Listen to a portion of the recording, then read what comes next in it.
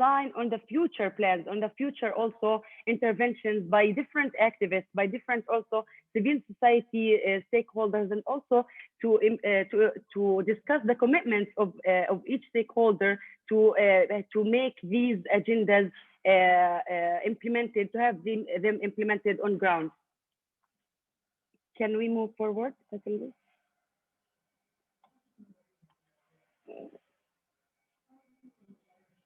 Okay, so here, as I mentioned about this, we will discuss also the intersectionalities. We will discuss the synergies and linkages among these two Security Council resolutions, and how the implementation of both of them and consideration of these intersectionalities can make us can enable us to ensure inclusivity, to ensure also that all voices are heard, that no one is left behind, that also we are considering the different contexts, the disproportionate impact of inequalities and limited access to justice on different groups also.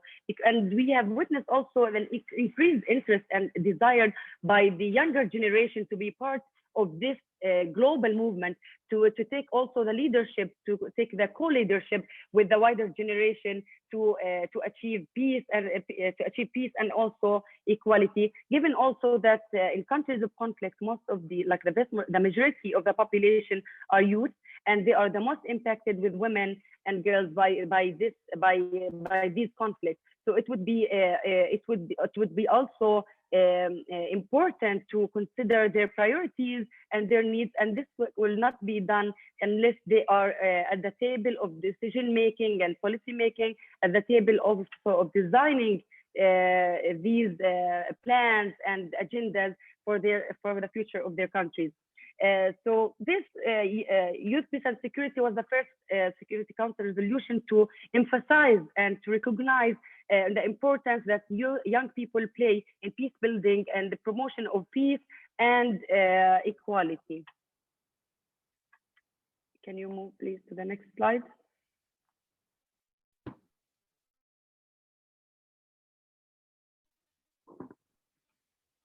I can't, Divan, I can't see the slides.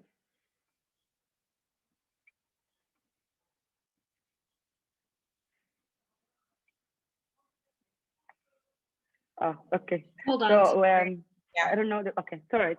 It's all right. She'll fix it. Okay, I'll just continue with this. The idea of why we're having this conversation cycle is because we want to think out of the box. We want to have the work done in a non-traditional way. We want everyone to share their experiences, their aspirations also, and their future vision about how this work can be inclusive as possible, how this work can provide a space for different actors, for different activists from different contexts, and how we can empower and strengthen this global solidarity movement among all of the peace builders and human rights defenders and feminists and activists from all over the world, and how we can have them benefit from each other's experiences and give them this solidarity and strength. Okay, can we move also to the next slide? So Amani, if you can talk a little bit slowly, that's some feedback from the chat room requesting you to talk a bit. Of course, yes. All right, great. Thank you. Okay, so we will move to the next slide also. I've already shared on this. Actually, we would love to hear your perspective on these different issues regarding the the provision of spaces for the younger generation, how also wider generation can give the lead and co-lead with the younger generation and offer them the capacity building, the needed skills and knowledge also for them to lead this process and to be at the core of this process. Actually, I can't see Divan. I can't see the slides, but I don't know for some reason. Yes, and yeah. So we in a bit we will move to the videos, the short videos that Sylvia has talked about.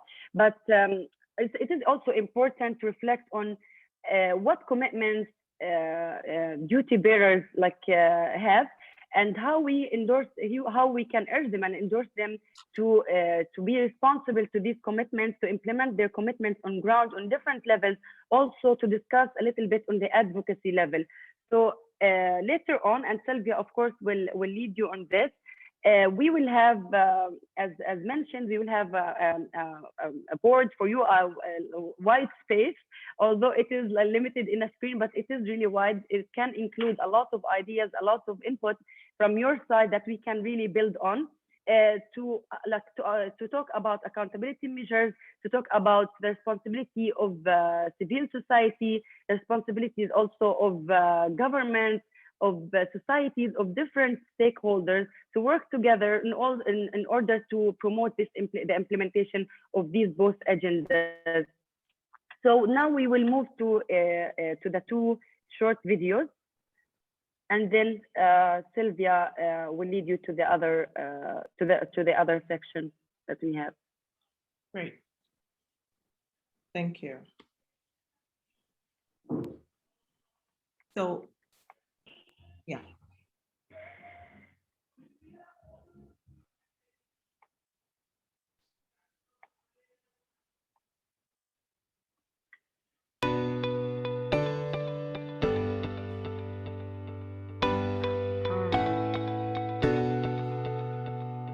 How does peace promote gender equality?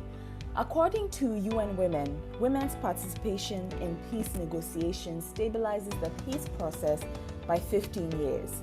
And yet, out of 130 peace agreements signed in the past 2 decades, women participated in only 13. Confirmed reports by the United Nations in 19 conflict-ridden countries show women are disproportionately violated during conflict situations. However, few perpetrators are ever brought to justice. In October 2000, the United Nations adopted a resolution to deal with the challenges women face during conflict situations in Security Council deliberations. But there are still gaps for women in armed conflict. This is why at the 1995 World Conference on Women in Beijing, it was concluded that peace is directly linked to gender equality and development.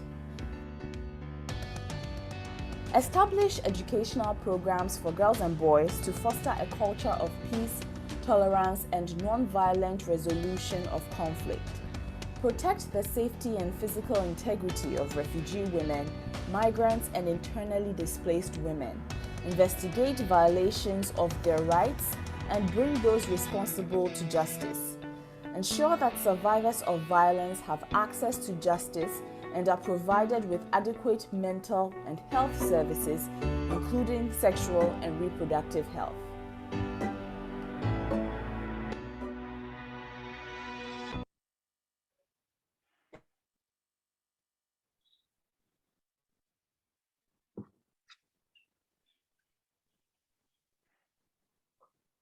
Yeah, but after this, I'm sorry, I just want to mention that Katrina will also have an intervention after the videos from GNWP. Okay, that sounds good.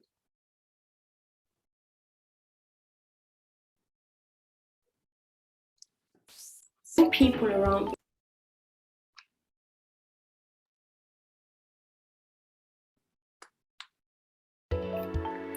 young people around the world face difficulties that are aggravated in conflict-affected regions. It has been said that wars will not be possible without them.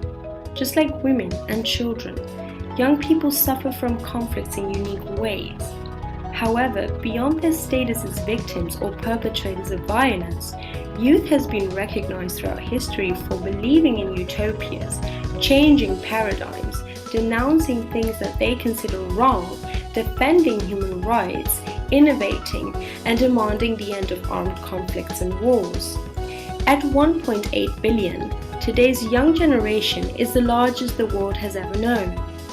Ensuring their active participation in issues of peace and security is a demographic and democratic imperative.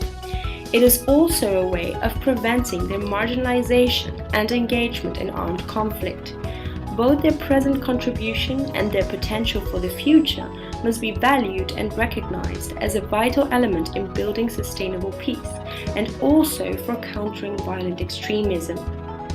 With this in mind, on December 9, 2015, the United Nations Security Council adopted Resolution 2250. This is the first resolution that deals specifically with the role of young people in issues of peace and security.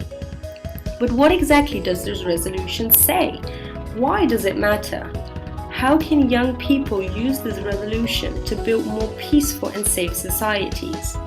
These are the questions we will address in this short video. 2250 is a thematic resolution which deals with the topic of youth from an international peace and security perspective. It provides a set of guidelines upon which policies and programs will be developed by member states, the UN, and civil society. It emphasizes the disproportionate and specific effect of armed conflict on young people and underlines the importance of their participation in peace building. The resolution has 5 lines of action: participation, protection, prevention, partnership, and disarmament and reintegration. Even though member states are responsible for the implementation of the resolution at the national level, there are many ways in which young people and civil society organizations can take part in this process. You and your organization can contribute by spreading the word, advocating, lobbying, building partnerships, organizing a national launch of the resolution, or mobilizing resources. You can visit our website to find more information in our resolution toolbox.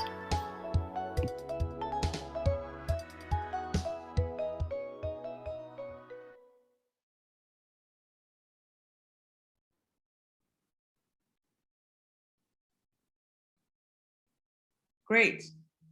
Thank you very much, Divan, for that support and also for the video. So we've watched the videos on the WNYPS, and we've looked at also the difficulties and the marginalization issues, but also the achievements that have been made so far in relation to 1325 and also Resolution 2250. At this point, if you allow me, I would kindly give the floor to our co-facilitator, Lina Abu Habib, who is the interim director of the Asfari Institute at the American University of Beirut.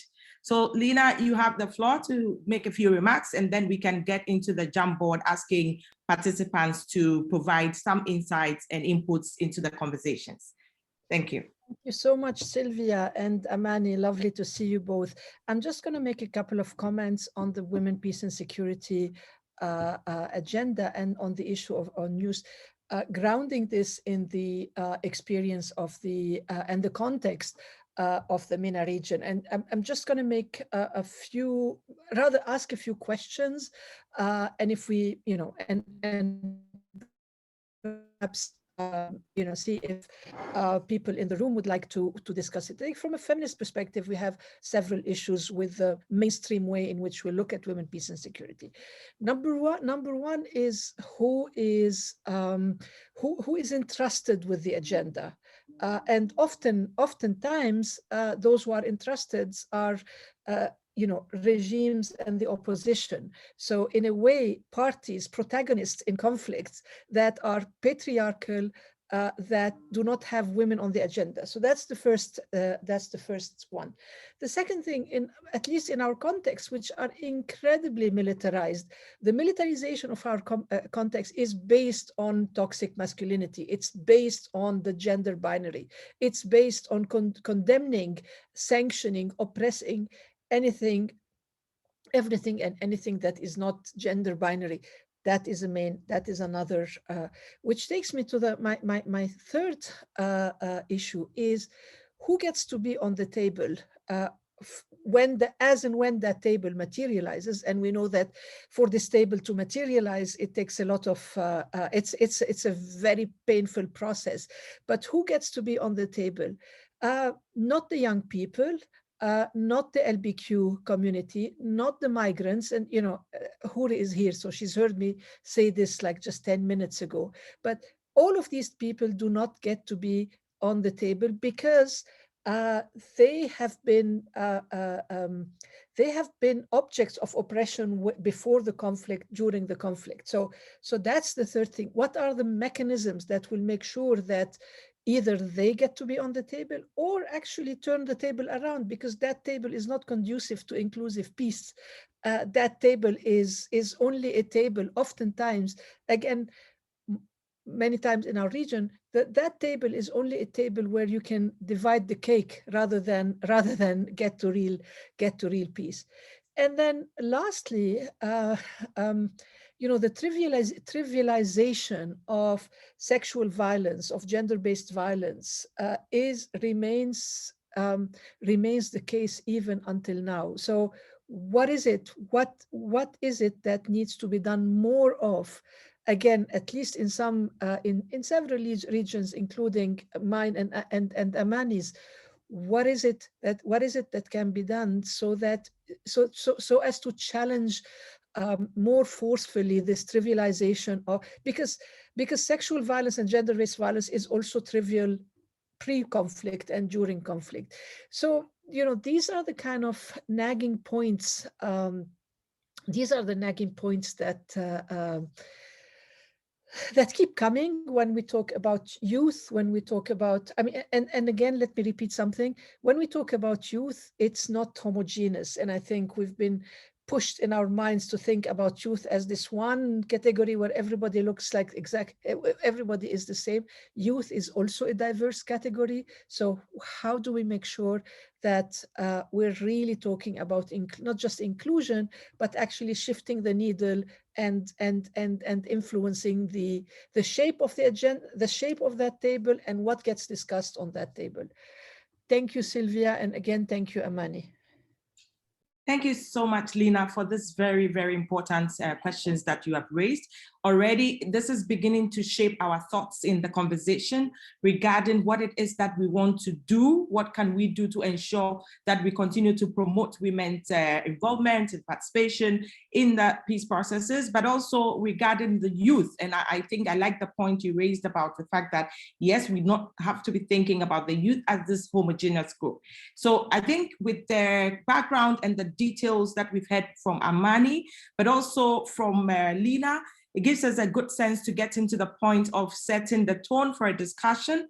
Like I mentioned, we will be using the Jamboard very soon to be able to share our ideas on what we want to do or what can we do to ensure we continue to promote these issues, but also too, what commitments can we make? And these are very critical issues that we need to be able to advance in further promotion of women and youth peace and security. But before we get to the Jamboard, I think Amani mentioned Katrina from actually GNWC would like to make some interventions, and I will give her the floor to be able to do that, and then we can switch into the Jamboard. Thank you so much. Katrina, you have the floor. Thank you so much, Sylvia. Thank you, Amani, as well, and everyone for being here. I will be very brief. We wanted to share with you a resource that was developed and commissioned by the Feminist and Women's Movement Action Plan, which we can share in the chat, the link. This is a curriculum that we developed over 2020, which focuses on the 5 key pillars of the Beijing Platform and Declaration for Action. And this new website that we launched last week, called the Women's Human Rights Teaching, Learning, and Advocacy Resource, is hopefully a resource that can be used and has been developed with the intent for it to be used both by academics, practitioners and activists, and those who work in the field of peace and security. And there's a very big focus on youth peace and security and women peace and security throughout the modules. And so if you go on this website, you can see the different modules which are based on the Beijing +25, the Beijing platform. And the one specifically that I want to bring your attention to you today, because of our conversation on youth peace and security and women peace and security, is the one on peaceful and inclusive societies. And so the resource is actually divided as if we were to teach a course or a class, but it can be used way beyond the academic setting or a traditional boundaries of a classroom. I, for example, used it with the Canadian Coalition on Youth, Peace and Security and pulled different aspects of the curriculum that we put together to be able to host a workshop on what youth, peace and security is with a number of high school students, for example. So it goes very much beyond the traditional settings of an academic classroom. I just want to give you a quick overview or a quick glance of what one of the different curriculum subtopics are. So one of them is on women and peace building. We also have a very thorough one on women and feminist movements and activists. But every module is essentially divided to make sure that anyone who is new at this or who has some basic knowledge of this is able to come in and learn, and also have additional resources and examples of exercises that they can do in either a workshop setting, a classroom setting, or any other. It can go from very basic understandings, for example, here in this subtopic on what is peace building more broadly, which then can turn into an explanation of youth, peace and security and women, peace and security, which is the example that I gave. But it can also go much more into depth in terms of the actual content and explanations of how youth, peace and security, women, peace and security are implemented, need to be implemented. And there's even a subtopic specific to accountability mechanisms where we talk about localizing 1325, Resolution 1325. We talk about different mechanisms internationally that have been created and work or do not work, or have worked or have not worked, and how those can be utilized to push for the peace and security thematic resolutions. So we wanted to share this with you as a resource and something you can browse, and you're more than welcome to please give feedback or questions as you wish. But at the end of the day, this is a resource for all of us to be able to use. It's free, accessible online, and it's for us to be able to push both the women and the youth peace agenda, youth peace and security agenda, because we know that women and young people don't live their lives in silos. They live their lives holistically, and so we've tried to make this resource as holistic as possible.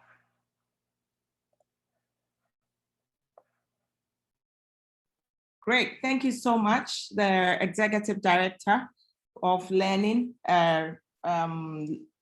Women's Learning Partnership. Sorry about that. Thank you so much, Katrina, for that very useful resource. I think that a lot of people would be actively checking the site and quickly looking at the available resources that are there. Thank you. Okay, so that sends us to the point where we need to have some conversations about this. So we will be asking Devan to actually share also the Jamboard. We want to have some quick conversations related to what we can do, as I mentioned earlier. This is to help us ensure that women and youth are part of the processes in relation to promoting WPS and also YPS. So this is actually the Jamboard, the screen that she's just shared right now with us. There are already possible samples or points, that themes that are there, talking about what we can do, obviously expanding spaces of inclusion. We can also make progress on intergenerational thinking, but also move from participation to leadership. So if you can quickly indicate, make your contributions into this subject matter, that would be really helpful. The other points that we need to also make further contributions into, it's got to do with the commitments. What other commitments can we make? And there are possible commitments that have been suggested in the other theme as well. So I think if it's okay, we will give, like, say, maximum about 5 minutes so we can populate the board and get a sense of what it is that suggestions that is coming from participants or from the floor in relation to what we can do and what commitments we can make, if that's okay.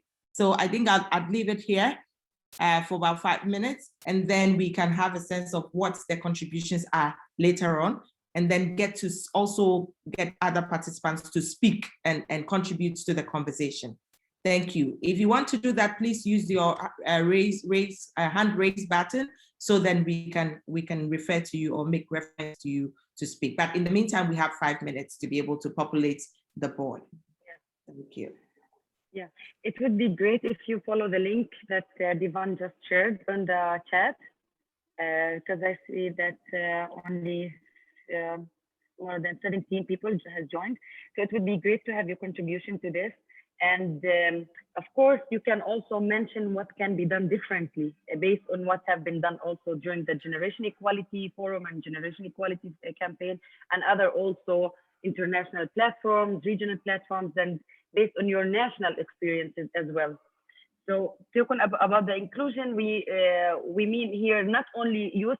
Lina mentioned a very important point. We need to consider also the diversity of youth groups, even in a specific context. And about the intergenerational thinking, it is important to tackle this question at this time, as we are in the Generation Equality Forum coming soon, and also going to Mexico Forum. It is really important to reflect on this. But Divan, sometimes the screen gets blurry, so there must be a problem on this. I'm not sure if this would also, this is the case for other participants, because I heard from some people saying that it is blurry. Oh, okay. It looks fine to me. It's probably internet connection or something if it looks blurry. Sorry. Yeah, it looks fine here too. There are times where it's blurry a little bit and then it just gets sorted. So you may be right. Internet connections can be contributing to that. Yeah, you can just take your contribution to the board, and then you can, of course, anyone can jump in and share with us the contribution. Absolutely, absolutely.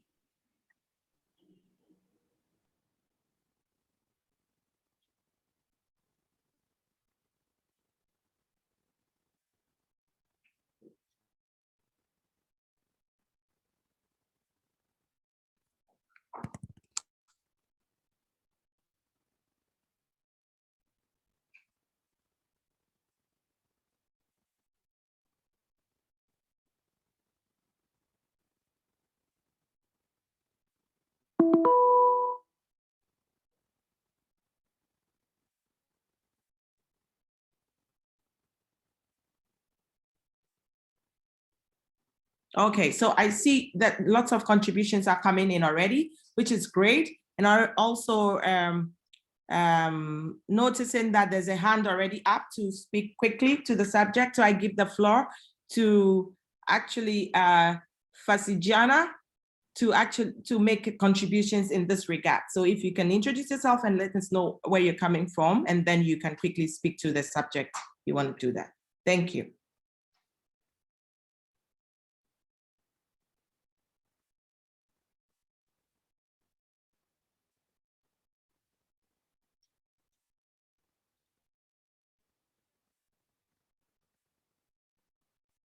Yes, so Fasijana, you have the floor. I see your hand is raised already. Sorry. Yeah, thank you, Sister Sylvia, Sister Amani, and Sister Lina. Thank you. I like to thank the floor for this wonderful engagement, and you bring all your experience from a real conflict, armed conflict, and also how women has carried this into the research. I like to emphasize on this youth area. When people, youth especially engaging in technology,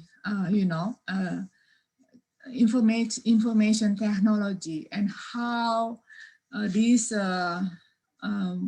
peace building consider the use of technology for bringing the youth into the process of peace building.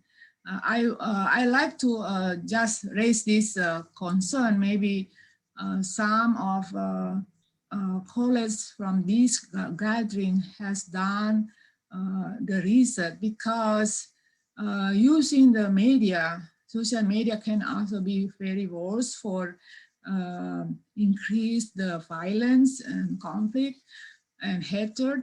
And so I wonder how you handle this, the attachment of the youth within this technology arena in building the peace building. Thank you. Great. Thank you so much, your question and also for the inputs that you've made. I think it would also be useful if we have additional inputs in this regard, so we can actually react to them as we go. I've also noticed that the board is getting filled up with different contributions, which is great. Thank you so much for all of that very useful inputs. Do we have any additional inputs or additional contributions from the floor? That would be really great, and then we can also speak to the point about the youth and also and their efforts within this current environment. So I have Deborah Charles actually with her hand raised, and I think I'll give her the floor to speak right away, after which then we can make further inputs into this process. So thank you so much. Deborah, you have the floor. And thank you for the opportunity to speak. I think it is extremely important, and I know I mentioned this in one of the comments last week.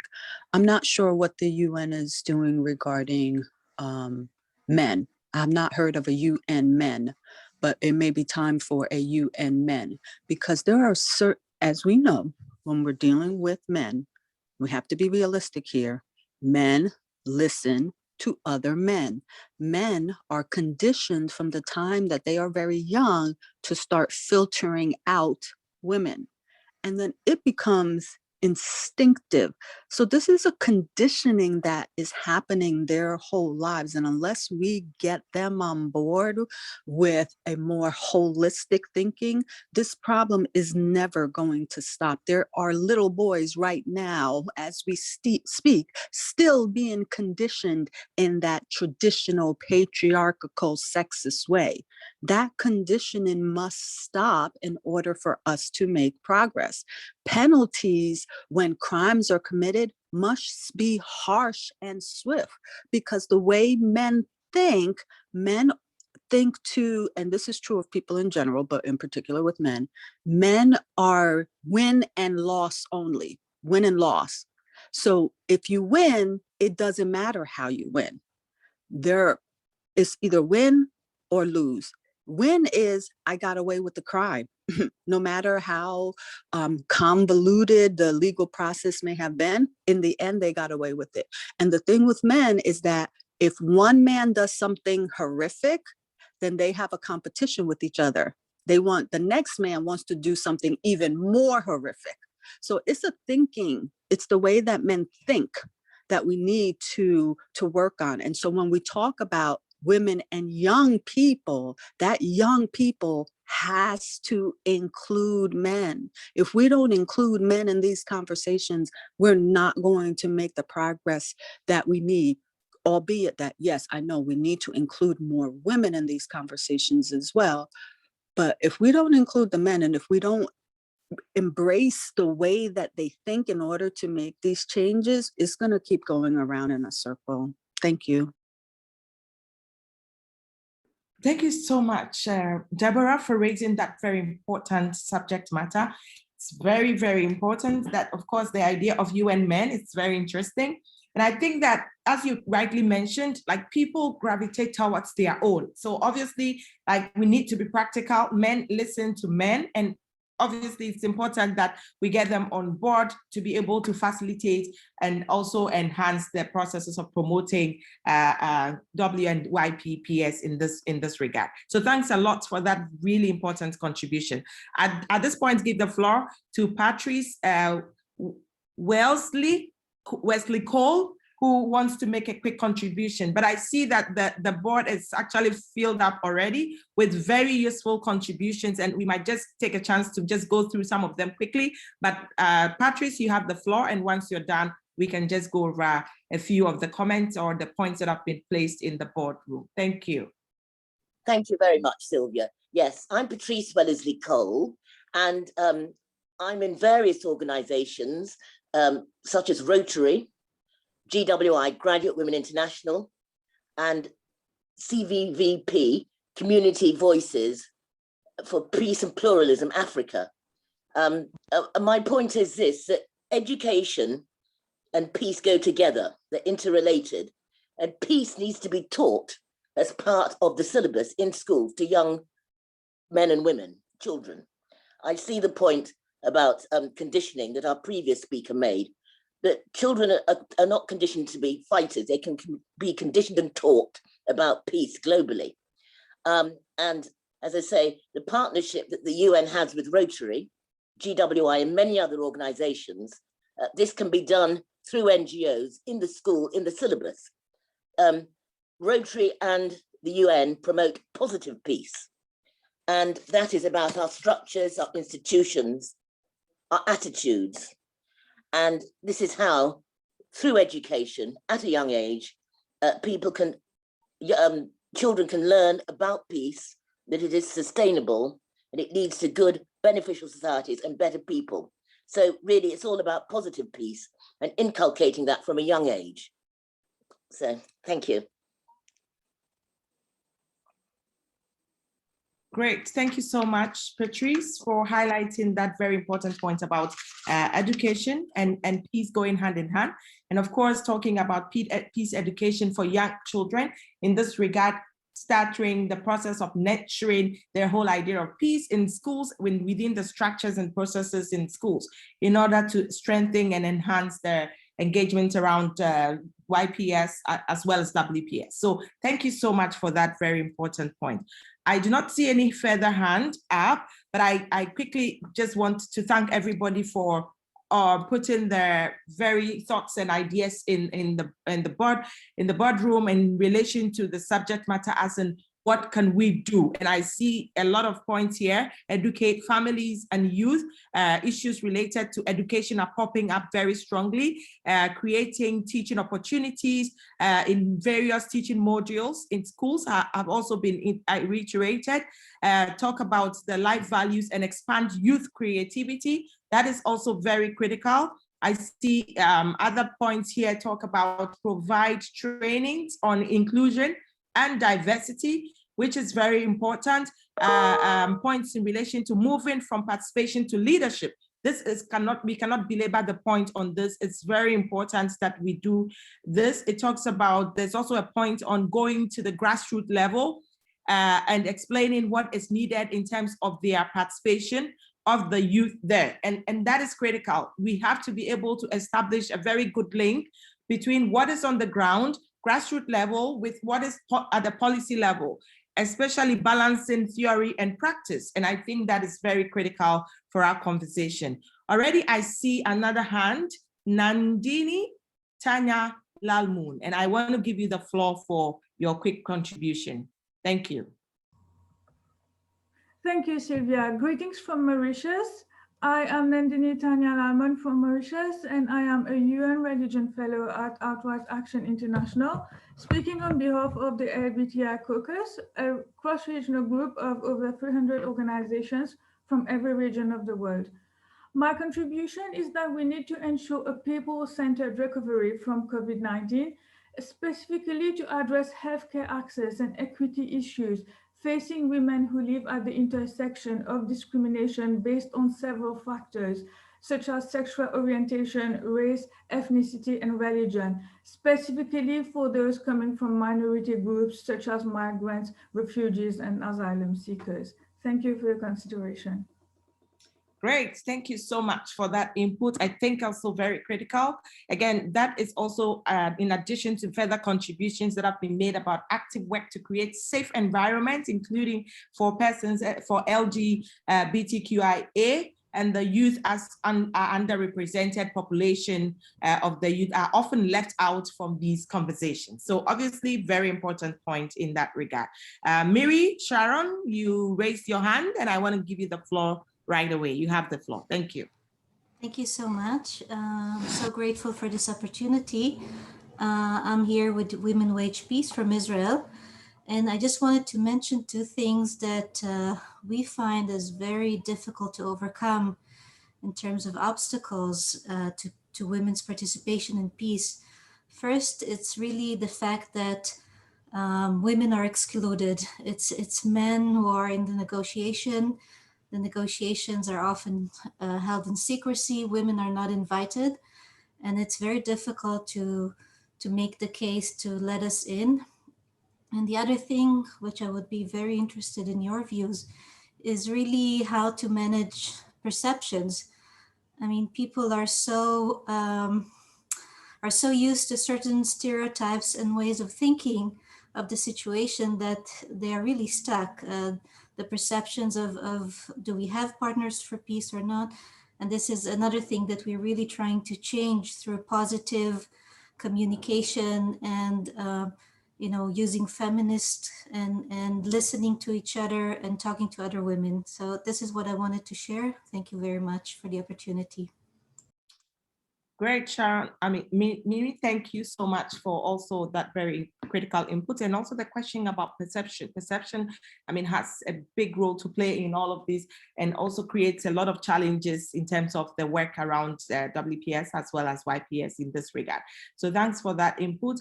As we are still having this conversation around what it is that we can do and what it is that we want to commit to. The points that you talked about related to the fact that women are excluded, and also the fact that we should be ensure that this is actually people-centered is very important to emphasize.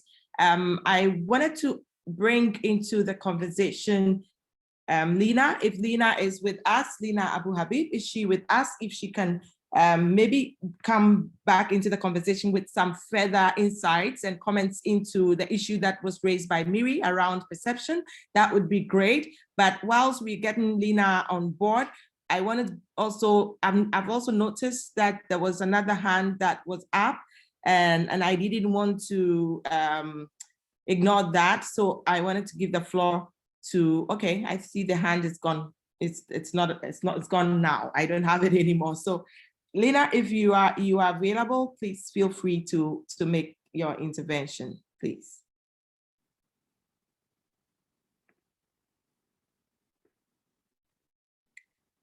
Okay, so in this regard, I don't think that Lina is actually here, but definitely she will join. She'll join us quickly, right, again soon, to be able to make further interventions into the conversation.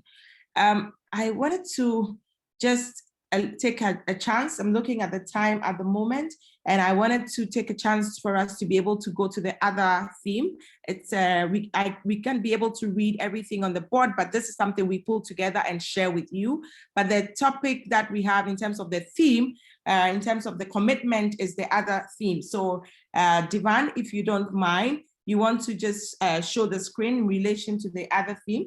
We still have some time. I think we have half an hour, if that's okay, so we can have a quick contribution or session around the subject in relation to what commitments can we make. And already you'll see some suggested and possible commitments on the screen that would guide the conversation around what commitments we can all make to be able to advance and further promote the issues around WPS as well as YPS. So if you don't mind, just as you nicely did for the subject around what we can do, you may want to just add your notes on this particular point as well, so that we can have the Jamboard filled with the contributions from the floor.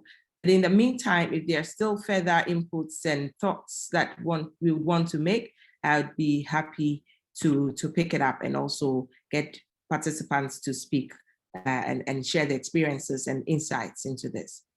So I see Fasijana as well. Your hand is up. You want to make further contributions? Yes, please. Please go ahead. Thank you. I like to have a contribution, very practical, sustainable development goals. And I think maybe women and youth, they can work together to decrease poverty that impact from the armed conflict. So there is something that's very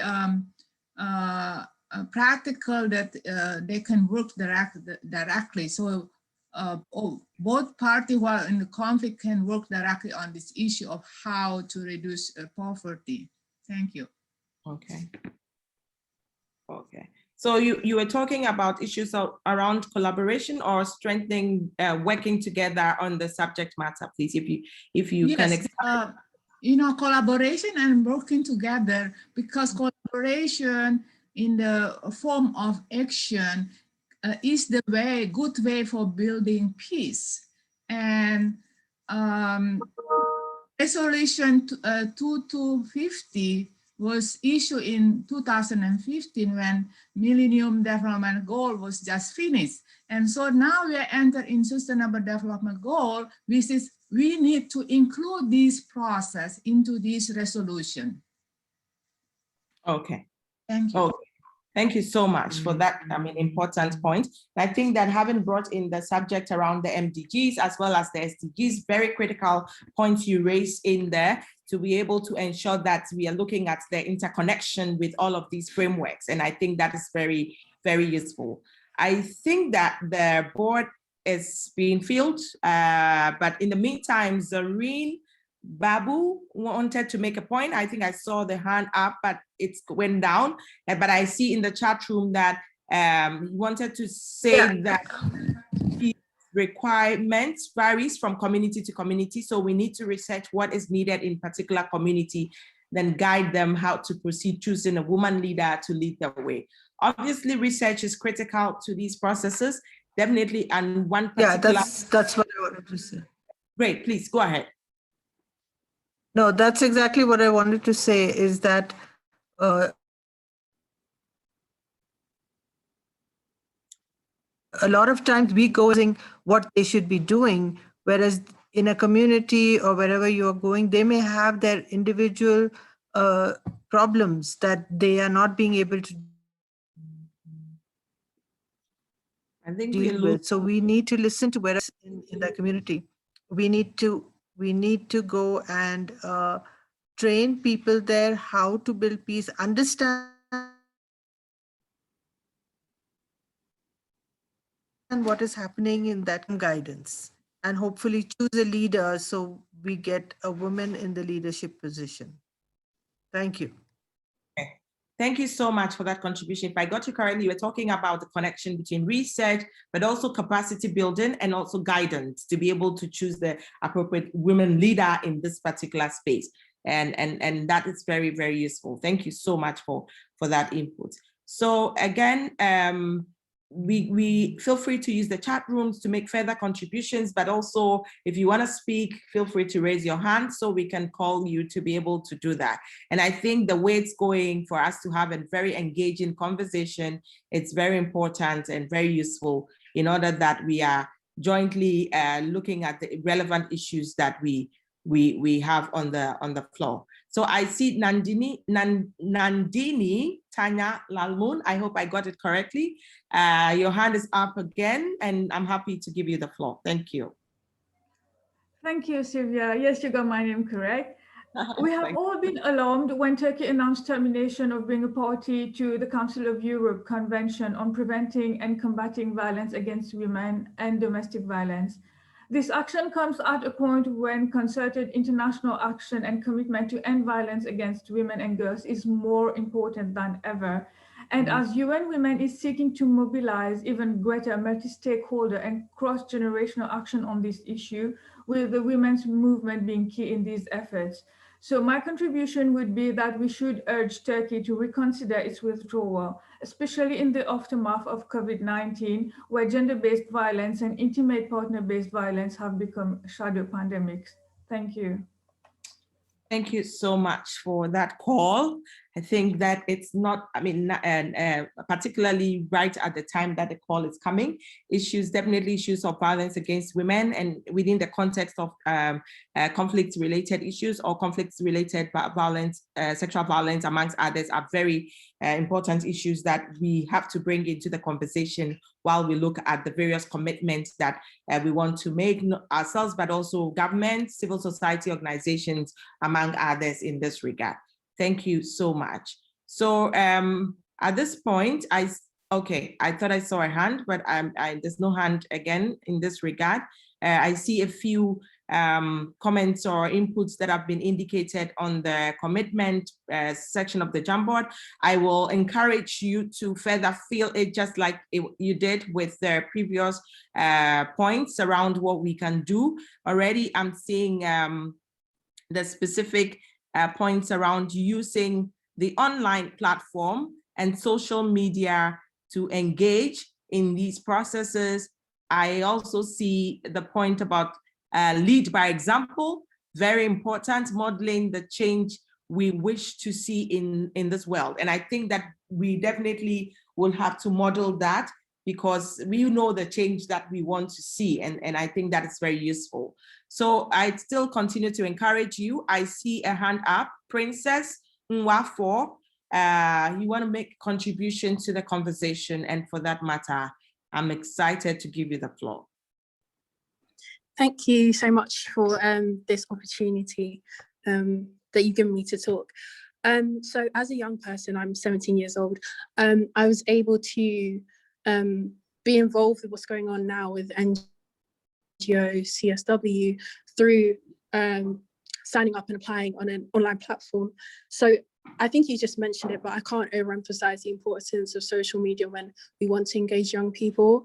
And I think as young people, we realize that there's limits to what we can do in the online space.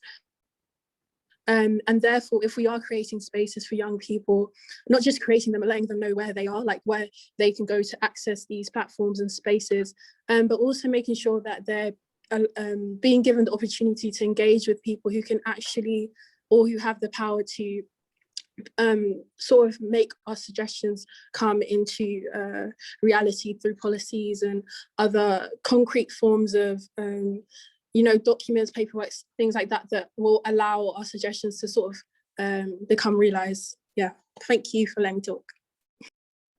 Thank you so much, Princess. That's very inspiring.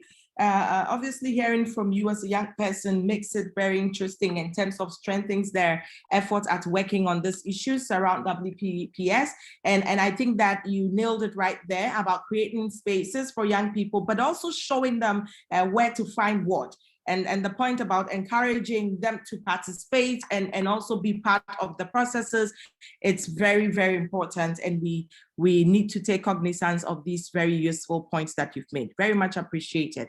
So I see further points as indicated on the board, talking about building relationships with relevant stakeholders. It's obviously important. We can't work as idlers. We have to be able to establish and nurture and build relationship with relevant stakeholders to be able to advance the cause we are advancing.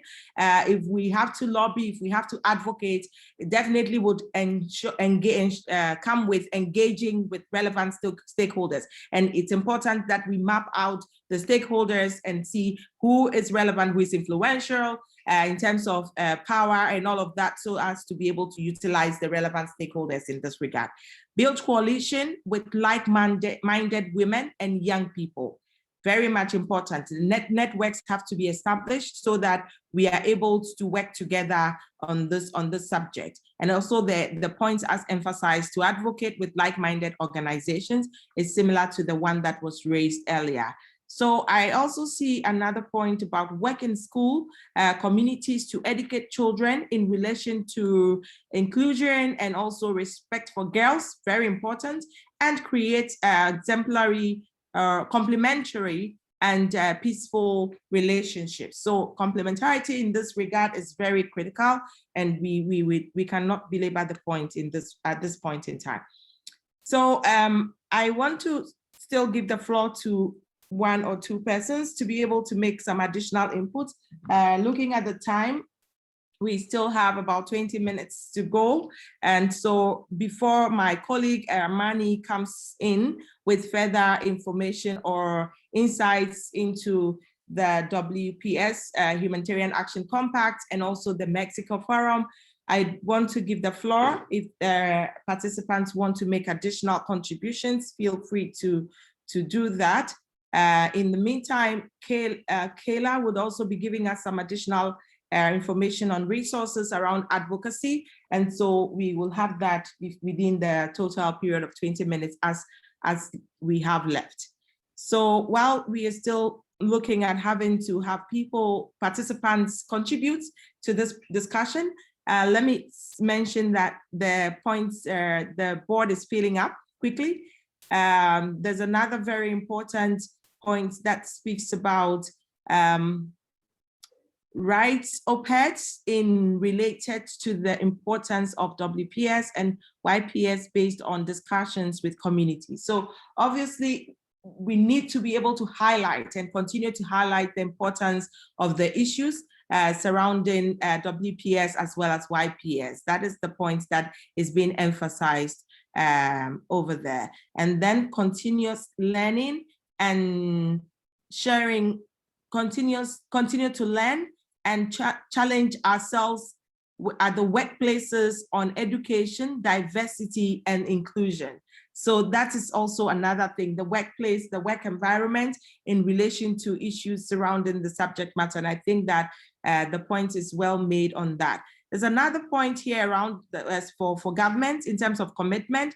Government legislation and community engagements must address the root causes enabling the exploitation of women and girls, that is poverty, gender inequality. And that is very, very, very important. Yes, we need to ensure that government's policies, but also legislations are addressing some of these relevant issues as we chart a path and also push for the promotion on the subject that we are discussing. Community training, organizing networks, meetings, newspaper and online publication, including peace building in writing, and shadow reporting is also another critical point that we need to look at in terms of ensuring that we are strengthening the requirements there is to be able to ensure we promote women, peace and security, but also youth, peace and security. So I think that the conversation is going very well, and thanks to all of you for your very rich insights and contributions to this very important point about what commitments we can make. And we are seeing commitments, varied commitments coming from the commitments for civil society, commitments for even us as individuals, commitments by young persons, commitments by activists, but also commitments as well for governments. And I think that this is the beauty of the conversation, to be able to enrich and ensure that there are different stakeholders who have a role to play in these processes. And as a result, it would be useful to ensure that these roles are played appropriately. I see Shanti Baker have her hand up to be able to provide input into this conversation. So I'd give Shanti the floor to do this. And after that, we can have Amani take us through the next steps as we go. Thank you so much, Shanti. You have the floor. Okay, thank you very much, and happy to be here. Appreciate everybody's work and getting together on a global level.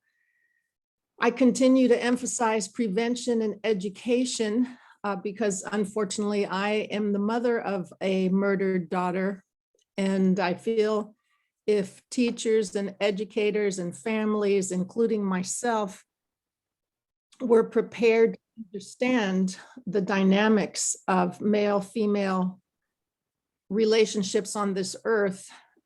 Women tend to raise men. So what's happening there? Why is it 90% of violent crime is committed by men?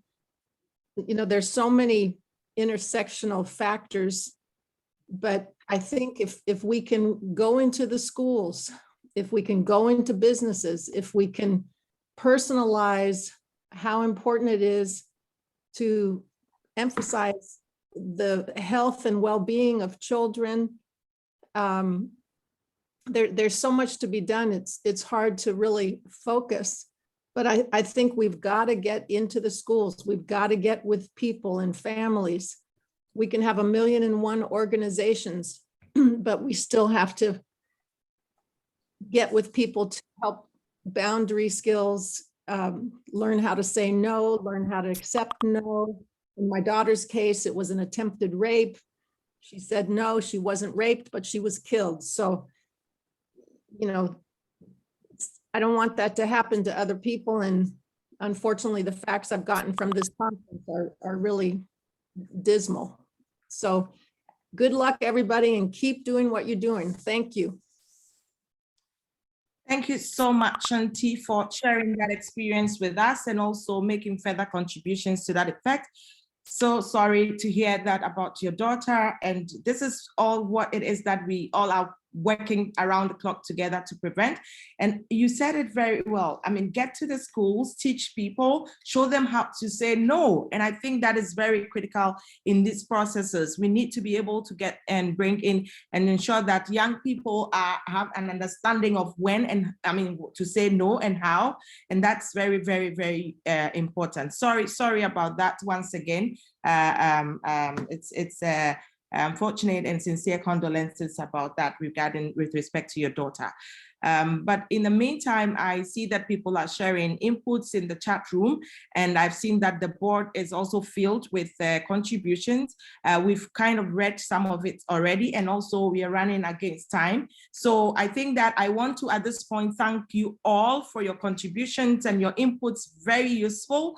Definitely, we will be sharing all of these as well with you. And at this point, I wanted to give Amani Aruri, co-facilitator, the floor to be able to take us on board with the various remaining slides around the issues regarding the Women, Peace and Security Humanitarian Action Compact, as well as Mexico Forum. And then we can have Kayla share resource with us, and then we will round up on this. So Amani, if you are here back in, please, you have the floor.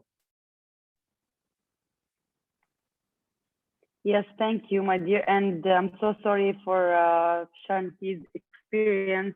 It's really heartbreaking to hear this while we're talking about peace and security. While we're also talking about peace and security, it means also that we need to emphasize on the protection and safety of women and girls who are always in the front lines, who are always the first to be targeted, not only by the forces and the power forces and conflicts, but also by the families, by the society.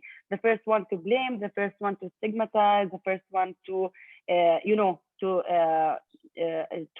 threaten and to experience violence against.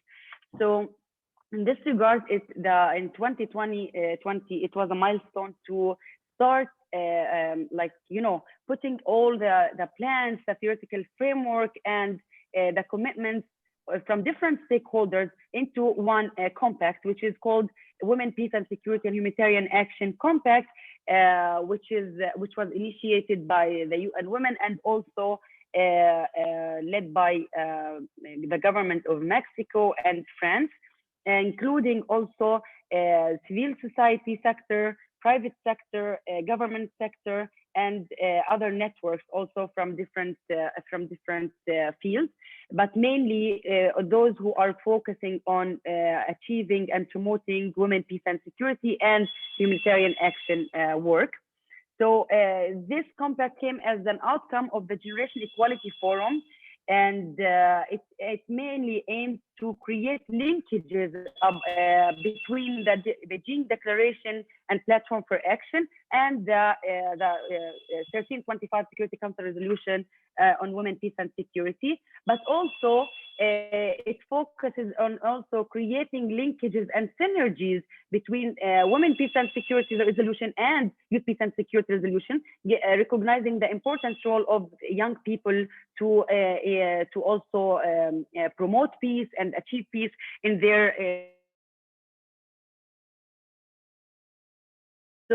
so it was a criteria also to in this compact to ensure the representation and leadership of young people, not only the participation throughout different stakeholders like civil society and government.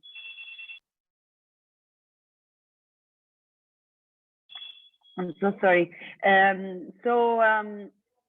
It is coordinated also by UN Women, and it has also a task force that is consisted of 5 representatives.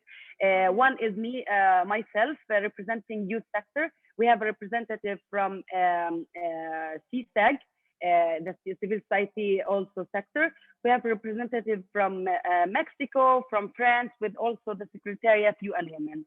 Can we move to the next slide, please?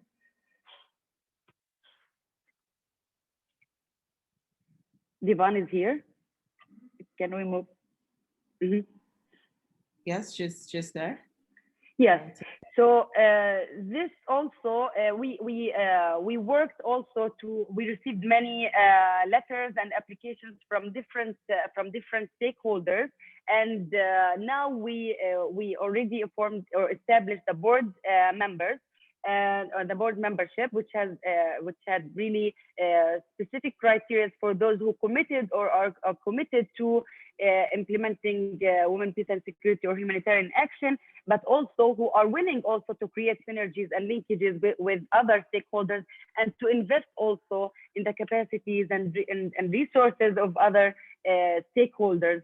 We also have the catalytic member for this compact, which is also supporting the board member of holding accountability of different stakeholders for achieving the goals of the mandate of this compact. So now we are approaching Mexico Forum, which will take place between 29th of March and 31st of March. And it will be the first phase of the Generation Equality Forum. And I urge you, if you have not registered yet, to please hurry up and register. And it would be a great gathering. I wish there wasn't a COVID crisis. Otherwise, we will gather all together, like, physically in one place, all feminists, human rights defenders, and fighters for equality from all over the world, and to meet and share our experiences. This is what we hope. But still, COVID, it's not something to stop us from progressing in this mission. We still can do a lot, even behind screens. Of course, we are limited physically, but of course, we still can reach out to a wide range of the world, and we still can elevate our voices, can speak up, and also share about issues.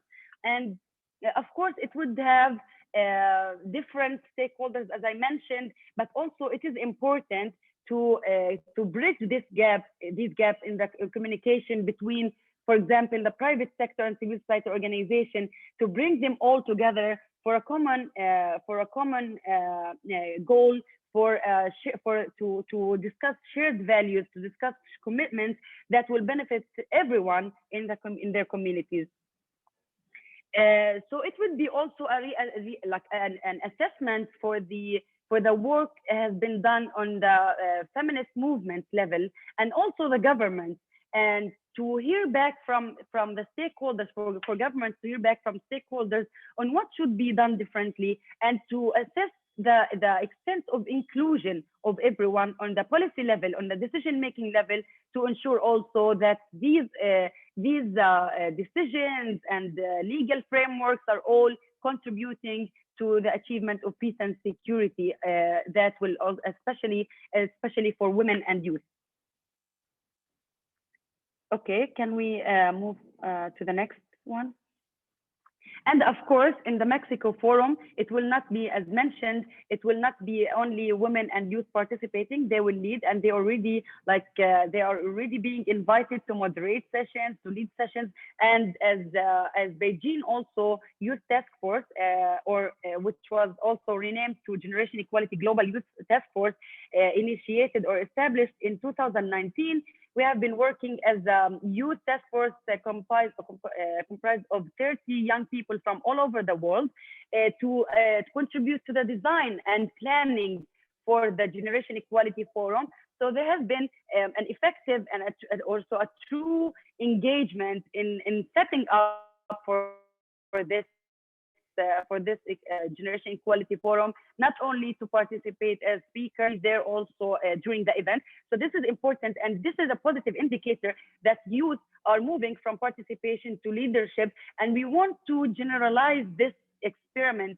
We want this also to be implemented on all levels, not only on the level of generation equality, but it is a benchmark for all stakeholders to learn from. Because if we are not including, if we're not effectively engaging youth and women to speak on their behalf, so no one would, of course, know their exact needs and priorities. So it's better to have them at the table and talk about their priorities and needs. This is all for me. But if you have any question on the Generation Equality Youth Task Force or the contact that we will have a meeting for the board members and cosmetic members, and also we will invite all different stakeholders. If you are interested to know more, I would be very happy to share with you more information on this. But I think it's a great opportunity also to connect and to network with the board members and catalytic members who will be also your messengers on the very high level to to elevate your voices and to also communicate your priorities and demands and your issues as well. Great. Thank you so much, Amani, for those very useful information. And I imagine as many who are interested and would want to have further information, if you can put that information in the chat room, or if you can send that directly also to Amani in the chat room, she would be very happy to send very relevant information on that. I wanted to just check if there are any questions, also place them in the chat room, but I wanted to check if Kayla is here and if she's ready to share the relevant resource with us on the subject matter related to advocacy. Hi, yeah, I think that was Katrina who had the resource. Oh, okay. I think I shared it in its entirety.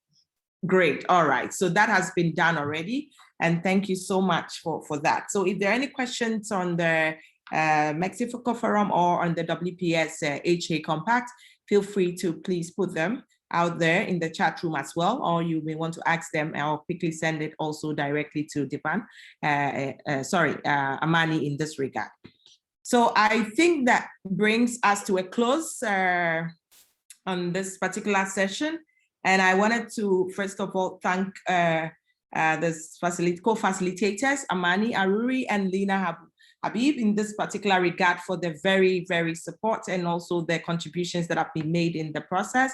I think a special thanks also to Divan for the technical support that we provided to the team, but more critically to all of you participants for making this session a very great and very productive and engaging one. Your contributions and your inputs are very, very, very invaluable, and we will be sharing relevant information from that as well also with you, plus other resources that we find very useful to this particular subject matter. So thank you all so much, and all the best to everybody. Looking forward to our paths crossing somehow, because we are all in this particular fight together.